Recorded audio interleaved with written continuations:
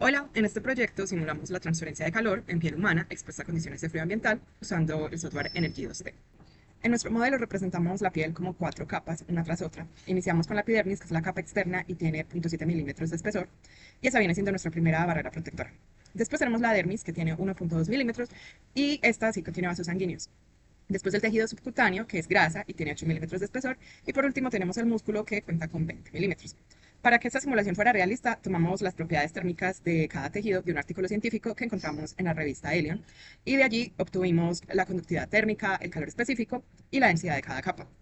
En cuanto al funcionamiento biológico, cada tejido se comporta diferente, y esto es porque la epidermis, por su parte, no tiene vasos sanguíneos, entonces el calor solamente se va a mover por conducción pura y se va a enfriar muy rápido. La dermis sí tiene vasos sanguíneos y esto aporta calor, y cuando hace frío estos vasos se contraen para reducir la pérdida del calor.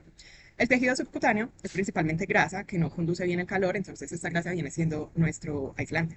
Y finalmente el músculo sí tiene alta conductividad por su contenido de agua, y además puede generar calor cuando se generan movimientos.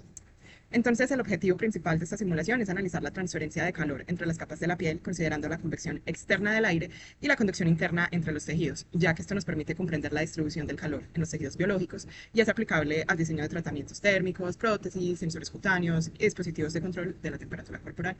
La variable que nosotros seleccionamos para este estudio fue la temperatura del aire ambiente y la evaluamos en tres condiciones: a menos 5 grados Celsius, a 0 grados Celsius y a 5 grados Celsius.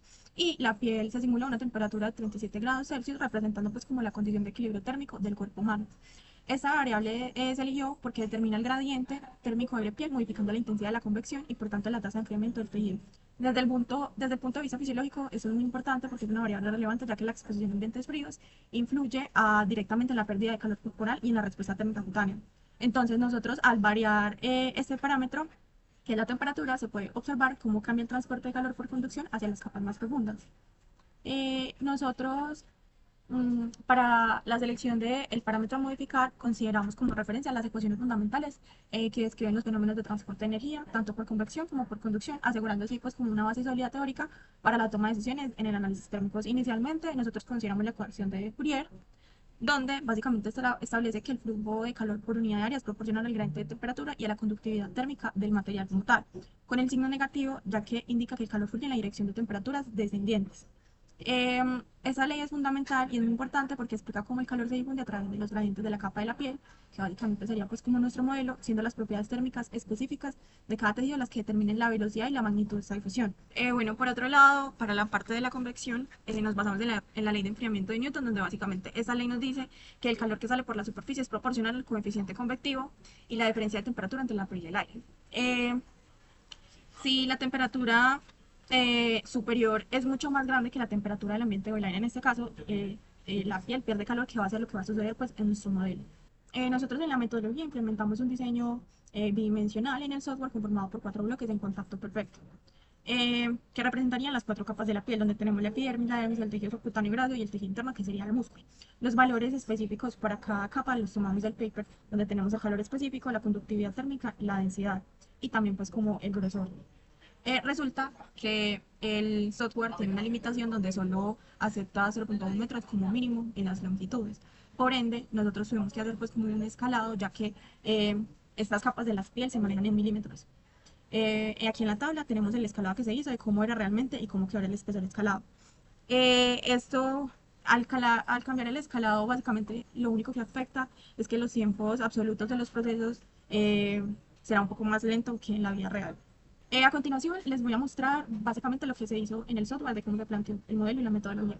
Básicamente aquí tenemos la simulación donde nosotros los tejidos de la piel los pusimos como unos bloques con los espesores que mencioné anteriormente que tenía el paper escalados eh, para que se diera la convección y la conducción. Nosotros lo que hicimos fue poner unos bloques con temperatura constante, 37 grados Celsius, para que por los laterales no hayan pérdidas y como se simulara que esas capas internas estuvieran dentro pues del cuerpo humano, ¿cierto? Que solo la que esté de manera externa sea la dermis, que sería la que va a estar en contacto con el aire, en el caso de menos 5 grados, 5 grados Celsius y 0 grados Celsius, dependiendo pues del caso.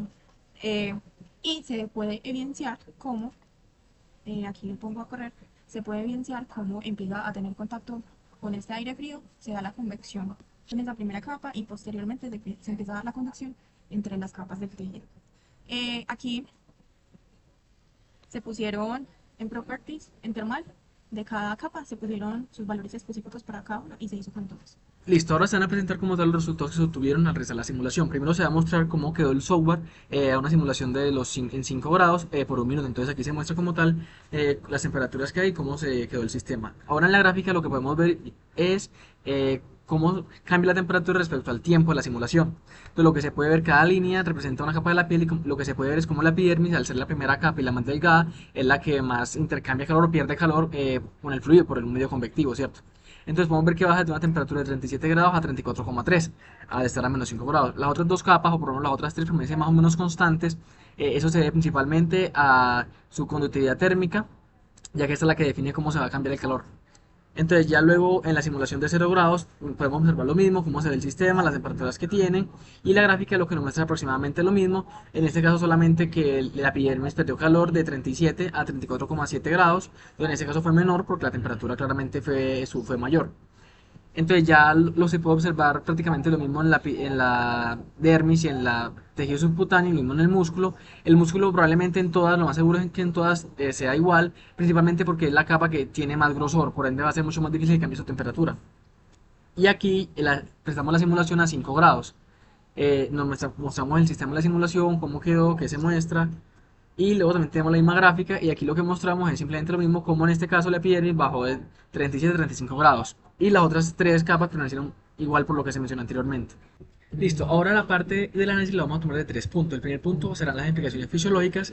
Entonces la simulación lo que nos puede mostrar como tal es el factor que cumple la epidermis, ya que es la primera capa que pierde calor como tal y protege, como quien dice, a las demás de que pierdan el calor tan rápidamente. Además también el tejido subcutáneo también es la principal causa de que no se pierda tanto calor, ya que tiene una conductividad térmica muy bajita y impide pues la pérdida de calor a las demás capas. Entonces, como tal, los valores que nos da la simulación es lo que nos muestra es qué tan rápido pierde calor un individuo al enfrentarse a temperaturas extremas. Y esto es muy importante en aplicaciones bioingenieriles, ya que nos permite como tal desarrollar prótesis, nos permite tener cuidado en la parte de riesgo de lesiones de bajas temperaturas y crear sensores como tal dérmicos. La parte de la relevancia clínica es muy importante, ya que la simulación nos da datos muy importantes acerca de los mecanismos térmicos por heridas que puedan causarse por el frío, tales como la hipotermia. Y esos datos son muy importantes, ya que se pueden optimizar sistemas que tengan control térmico, tales como las incubadoras o el quirófano. Entonces, para finalizar, comparando con estudios previos, aunque ese estudio es muy simple y fue muy sencillo como tal, logra captar con gran eficiencia los fenómenos tales como los de convección y conducción térmica en la piel. Esto es muy importante, ya que permite aplicar estos estudios en zonas con bajos recursos y permite hacer análisis de fenómenos muy fácilmente sin necesidad de grandes computadoras o grandes recursos. Conclusiones. Bueno, entonces tenemos que la epidermis mostró la mayor pérdida de temperatura por su contacto directo con el aire frío, mientras que las capas internas conservaron el calor por su función aislante. Aunque el tejido subcutáneo perdió ligeramente más energía que la dermis, y esto no era lo que se esperaba, sino que la dermis perdiera más energía que el tejido subcutáneo, podemos atribuir esto a errores mínimos del software, a decimales pues muy pequeños, pero en general se evidencia cómo la epidermis disipa el calor corporal hacia el entorno. La grasa es la barrera térmica dominante, puesto que representa más del 60% de la resistencia total, entonces los gradientes más grandes siempre ocurrieron en el tejido subcutáneo, protegiendo el músculo. Esto nos explica por qué personas con más grasa corporal toleran mucho mejor el agua fría. Finalmente, estos resultados tienen aplicaciones prácticas como la predicción del riesgo de la congelación, el diseño de equipos de protección térmica, y los principios se aplican también a otros problemas de biotransporte como la difusión de fármacos a través de la piel.